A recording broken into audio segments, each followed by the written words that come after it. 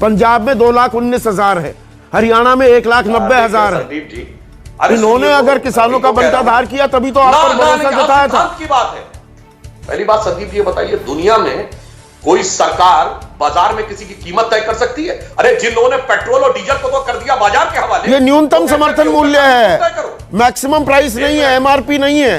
अरे भाई मेरी बात तो पूरी होने दीजिए। हाँ।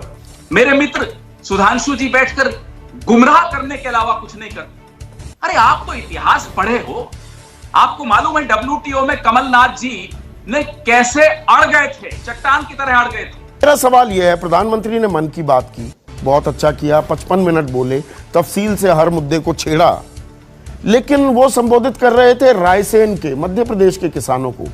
किसान जो आंदोलित है वो तो दिल्ली के चारों तरफ बैठा हुआ है, उनसे मन की बात करनी चाहिए कि नहीं प्रधानमंत्री मोदी को? संदीप जी आपने काफी सही बात कही। ये मेरा थोड़ा इको कर रहा है, इसको ठीक करवा लीजिए। हाँ, मैं कर रहा हूं। देखिए, जहां पर किसानों की सबसे दयनीय परिस्थितियां जिन क्षेत्रों में मानी जाती थी, जहां आत्महत्या के समाचार सर्वाधिक आते थे, वो कौन से क्षेत्र थे? विदर्भ, छत्तीसगढ़, तेलंगाना। संयोगवश आज वहां सब जगह विपक्ष की सरकार है। क्या वहां कोई ऐसा आंदोलन हो रहा है? यदि होता तो सोशल मीडिया के दौर में छा गया होता चारों तरफ। इसका अर्थ यह है कि जो गरीब किसान है, जो सीमांत किसान है, उसे कहीं ना कहीं अनुभव हो रहा है कि मेरे को इस चीज के विषय में कहीं ना कहीं उसको एक सकारात्मक भाव लग रहा है। अब यहीं पर तो प्रश्न उठता है ना कि यदि पूरे देश में 28 राज्य और 8 यूनियन टेरिटरीज हैं, तो कहां पर कितना आंदोलन हो रहा है? अब देखिए, यही जो लोग बैठे थे, कई लोगों ने बात की कृषि मंत्री से, रक्षा मंत्री से भी बात की, गृह मंत्री जी से भी बात की, कुछ लोगों ने अपने विड्रॉ भी कर लिया, कुछ लोगों ने कहा वो लोग आगे रखना, वो थे ही नहीं कभी इस आंदोलन का हिस्सा। सुधांशु त्रिवेदी, अब आप आए मुद्दे के ऊपर। मैं तो मुद्दे पर रहता हूं। विचित्र समस्या है। अब वहीं पर तो एक विचित्र समस्या है। लोग कहते हैं साहब 500 यूनियनें हैं, 45 बात कर रही हैं। अब 45 में एक यूनियन बताइए जिसका कोई अध्यक्ष ही ना हो। है कोई ऐसी जो कहती हमारे 25,000 सदस्य हैं, सभी 25,000 बात करेंगे? अब यहां पर यही तो समस्या आ जाती है, चूंकि कोई एक नेता नहीं है। अच्छा, इसलिए कोई अपनी सुविधा के अनुसार जो चाहता व्याख्या कर लेता है। कहता है जी हमने सरकार से बात की, दूसरा कह देता है नहीं जी हम तो इससे सहमत नहीं है। एक कह देता है कि हम सहमत है, कहते ये तो हमारे साथ थे नहीं। देखिए 3 दिन पहले संदीप, सरदार पटेल की पुण्यतिथि थी। उन्हें सरदार की उपाधि बारडोली किसान सत्याग्रह से मिली थी। तो बारडोली किसान सत्याग्रह से चौधरी महेंद्र सिंह टिकैत के आंदोलन तक कोई ऐसा आंदोलन किसानों का नहीं रहा जिसका एक नेता न रहा हो। चाहे चौधरी चरण सिंह, चौधरी देवीलाल, सरदार प्रकाश सिंह बादल, शरद जोशी जी ने आंदोलन किया हो। यदि एक नेता नहीं चुना जा सकता है तो यह सरकार के प्रति अविश्वास है या परस्पर अविश्वास? और या ये नेता हो तो वो तय कर दे। यही मतलब कड़वी हकीकत है। किसानों की हालत ऐसी हो गई है सुधांशु त्रिवेदी, किसान अब मजबूरी में जीना सीख गया है। आप जो कह रहे हैं ना लघु और सीमांत किसान, वो आंदोलन नहीं कर रहे, उन्हें लग रहा है फायदा होगा। APMC हटी थी बिहार में, आप ही की सरकार थी। 42,000 रुपए सालाना आय है वहां की किसान की, 42,000 रुपए, 3,500 रुपए महीना। पंजाब में 2,19,000 है, हरियाणा में 1,90,000 है। संदीप जी, अमरिंदर सिंह ने उसकी फैक्ट्री का उद्घाटन किया, तो अगर ये खाए जा रहे हैं तो निकाल बाहर करो नेशनल पेपर। तो इनको तो सबक सिखा दिया ना। वोट आपको दिए थे, भरोसा आप पर जताया था, भरोसा आप पर जताया था। इन्होंने अगर किसानों का बंटाधार किया तभी तो आप पर भरोसा जताया था। की बात है, और खाए जा रहा तो निकाला क्यों नहीं आप तक? तो मैं दो उदाहरण दूंगा सुधांशु त्रिवेदी। ये देखिए, यही राजनीति है, और इसीलिए ये बीजेपी कांग्रेस की लड़ाई नहीं है। मैं पहले दिन से कह रहा हूं, ये किसानों की मांगे हैं, और मैं इसे कांग्रेस बीजेपी अपने कार्यक्रम में होने भी नहीं देता। 2012 के 2 वाकये, और आपकी मेमोरी मुझसे कहीं बेहतर है, और जो हमारा संसदीय इतिहास है उसको आप बहुत गहरे तरीके से अध्ययन करते हैं।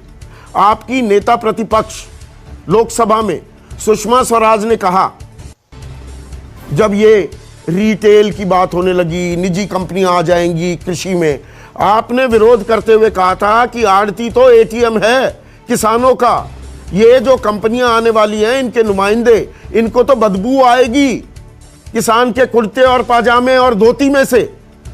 दूसरा वाकया, अब मैं आपके सदन अपर हाउस में जाता हूं, नेता प्रतिपक्ष राज्यसभा स्वर्गीय अरुण जेटली दिसंबर 2012 में क्या कहा था कि जो चीज, जो व्यवस्था अमेरिका में, यूरोप में नहीं चल पाई 30 साल से। वहां पर किसानों को मरे से मरे दाम देते हैं ये बड़े बहुराष्ट्रीय कंपनियां, ABCD, चारों के नाम आपको पता ही होंगे, बुंग, करगिल, डेफ्रस, अल्बर्ट, डैनियल्स, ये 4 कंपनियां कि इनको $440 बिलियन की सब्सिडी देनी पड़ती है। उनकी जेबें बहुत भारी हैं, they have deep pockets, quote unquote Arun Jaitley.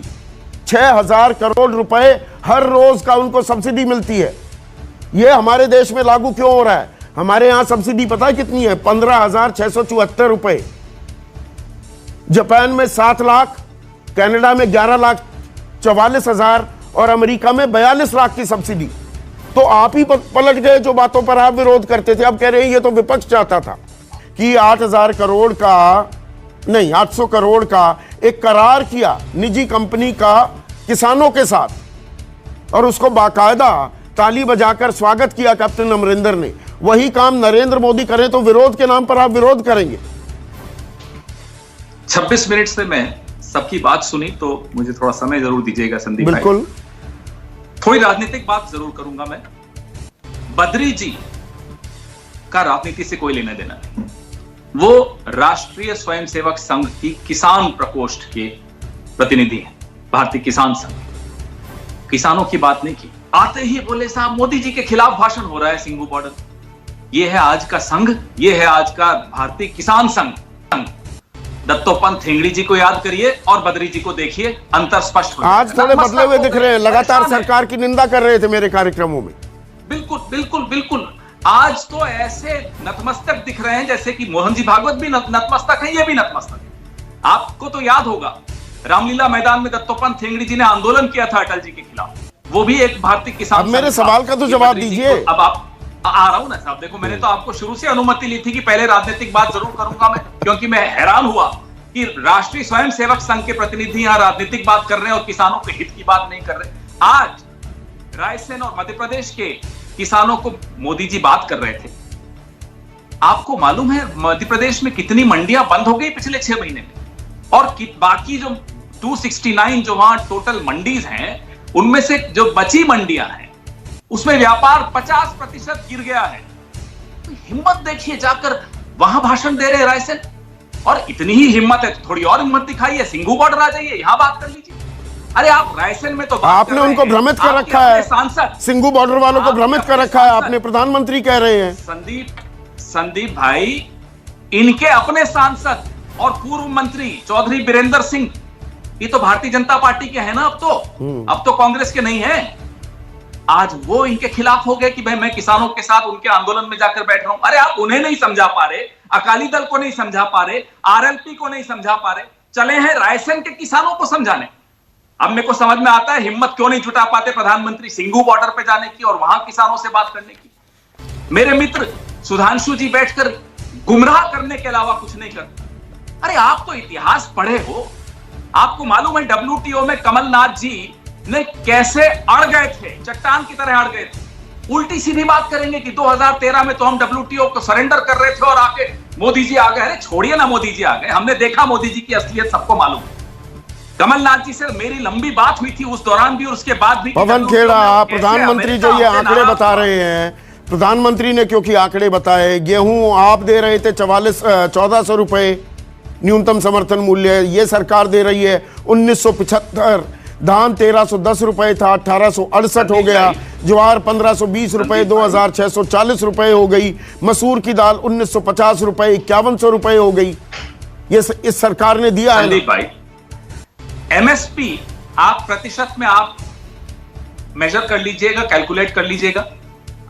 सबसे पिछली 5 सरकारों का आप MSP के आंकड़े सामने रखिए और प्रतिशत में देखिए कि सबसे ज्यादा UPA 1 में बढ़ी, उसके बाद नंबर 2 पे UPA 2 में बढ़ी, नंबर 3 पे अटल जी की NDA 1 में बढ़ी, और सबसे कम प्रतिशत की बात कर रहा हूं। तो ये तो हर जगह गुमराह करने की बात कर रहे हैं। अब आप बताइए स्वामीनाथन कमेटी, बद्री जी आपसे तो उम्मीद कुछ और थी देश को, हमें तो नहीं थी आपसे कोई उम्मीद। तो हम तो आपकी असलियत आज से नहीं शुरू से जानते हैं संघ की, लेकिन जो संघ को अच्छा मानते हैं आज तो आपने उनकी उम्मीदों पे पानी फेर दिया। कितनी सिफारिशें थी स्वामीनाथन कमीशन? 201। यूपीए ने कितनी लागू कर दी थी? 175। कितनी बची? अब उतनी इन्होंने लागू कर दी, तो उसके बाद आप कह रहे हैं साहब अरे तो सब कुछ मोदी जी ने ही किया, और उसमें भी झूठ। संदीप चौधरी जी ने बद्री जी से पूछा कि स्वामीनाथन कमीशन में कौन सा फॉर्मूला लगा, C2 का लगा या नहीं लगा, तो दाएं बाएं हो गए बद्री जी। अरे बद्री जी, आपको टीवी पर आना है तो कम से कम किसानों के हित की बात कीजिए। आपने सीधे वार किए हैं। शर्मिंदा हो रहे हैं। एक second Pawan, it is only fair कि बद्री बाबू भी रिस्पॉन्ड करें। बद्री बाबू, दोनों बातें एक साथ नहीं हो सकती। या आप अपनी सुविधा अनुसार कभी नतमस्तक कहेंगे, कभी वो करेंगे। अब आइए, आपने कहा कि मुकम्मल कर दें, अच्छी बात कही आपने। तो अब पहले पवन खेड़ा जी सुरजेवाला जी के उस बयान को विड्रॉ कर ले जिसमें उन्होंने कहा कि केंद्र को तो हक ही नहीं है कृषि के ऊपर रूल बनाने का, ये तो राज्यों का हक है। तो या तो उसके लिए माफी मांग ले, वो अच्छा माफी मांग लेंगे तो एमएसपी आप गारंटी कर देंगे? तो सुनिए, तो अरे सुनिए तो नहीं तो राज्यों से क्यों नहीं बनवा देते नियम भाई? राज्य कहां बना सक रहे हैं नियम? पंजाब, छत्तीसगढ़, राजस्थान, राज्यपाल संस्तुति नहीं दे रहा, वो लागू नहीं करना चाहते कानून। बात होने दीजिए संदीप जी, पूरा वाक्य हो जाने दीजिए, आपको उत्तर मिल जाएगा। अगर पंजाब ने फल सब्जी से हटाया तो केंद्र की परमिशन ली क्या? केरल में जड़बूर से नहीं एपीएमसी तो केंद्र की परमिशन से है क्या? महाराष्ट्र में कॉन्ट्रैक्ट खेती हुई तो केंद्र की परमिशन से हुई क्या? ये खुद कहते हैं 2006 में बिहार ने विड्रॉ किया तो क्या केंद्र की परमिशन दी थी क्या? गजब है भाई, जब आप खुद कह रहे हैं ना केंद्र की परमिशन की जरूरत है, तो राज्यपाल संस्तुति नहीं दे रहा ना। आप खुद कह रहे हैं मुझे ही अधिकार है मगर मैं नहीं बनाऊंगा, और आप कह रहे हैं केंद्र को अधिकार नहीं मगर केंद्र ही बनाए। कानूनी प्रावधान क्यों नहीं ले आते? 2011 में प्रधानमंत्री मोदी जब गुजरात के मुख्यमंत्री थे, working group on consumer affairs की अगुवाई कर रहे थे, लिखित चिट्ठी भेजी तत्कालीन प्रधानमंत्री मनमोहन सिंह को, एमएसपी पर कानूनी प्रावधान हो। अब आपको कौन रोक रहा है? हाँ, मैंने आपको उस समय के अब तक के 4 बड़े अंतर भी बता दिए, और एमएसपी की तो लिखित गारंटी सरकार देने को तैयार है। अच्छा, अब उसके बाद नहीं, लिखित गारंटी क्यों? कानून बना दो ना। हाँ, अब मैं उसी बिंदु पे आ रहा हूं, आप सुनिए। तो मैं तो कह रहा हूं, आप कह रहे नहीं ये कानून तय कर दे। पहली बात संदीप जी, ये बताइए दुनिया में कोई सरकार बाजार में किसी की कीमत तय कर सकती है? अरे जिन लोगों ने पेट्रोल और डीजल को तो कर दिया बाजार के हवाले। ये न्यूनतम समर्थन मूल्य है, मैक्सिमम प्राइस नहीं है, एमआरपी नहीं है। अरे भाई मेरी बात तो पूरी होने दीजिए। जिन्होंने सब कुछ खुला छोड़ दिया, आज पेट्रोल और डीजल के लिए तो हाथ बन गए जो मनमोहन सिंह की सरकार करके गई, और ये 1 जनवरी 1995 को WTO में साइन कर दिए थे, आज कह रहे दे दो, चलो हम दे दें। तो जानते किसान का क्या होगा? ये जितनी भी फसलें होती हैं, ये प्राकृतिक कारणों से इनकी क्वालिटी बहुत जल्दी कंप्रोमाइज हो जाती है। जरा सा पानी गिर गया, नमी आ जाएगी, आज तो 100 का माल 80 में बिक जाता, 90 में बिक जाता है, उसके बाद तो 100 के नीचे नहीं बिक सकेगा। तो या तो 100 या कूड़ा। जैसे मैं उदाहरण देता हूं, आप मोबाइल खरीदने जाइए, केवल डब्बे पे पन्नी ना हो तो 20,000 का मोबाइल को 20,000 में कैसी बातें कर रहे हैं? प्रधानमंत्री ने आज कहा कॉन्ट्रैक्ट फार्मिंग में करार हो गया, किसानों की फसल भी बर्बाद हो गई, तो जिसने करार किया है उस कंपनी को पूरे पैसे देने होंगे। आप यहां पर बिल्कुल ही दूसरा तर्क दे रहे हैं। एक मिनट पवन खेड़ा गलत बात कह रहे हैं संदीप जी। किसी भी चीज का मूल्य क्वालिटी के सापेक्ष होगा। अगर प्रधानमंत्री कह रहे हैं सारी फसल बर्बाद भी हो गई, करार जितने पैसे में हुआ वो पूरे पैसे मिलेंगे। मैंने आपसे एक सवाल पूछा, देखिए आप बीच में डिस्टर्ब बहुत कर रहे हैं सर। पूरा वाक्य एक बात करो, मैंने आपसे सिर्फ एक बात पूछी, अगर केवल मोबाइल की पन्नी नहीं होगी आप उत्तर में मैं प्रधानमंत्री का उदाहरण दे रहा हूं।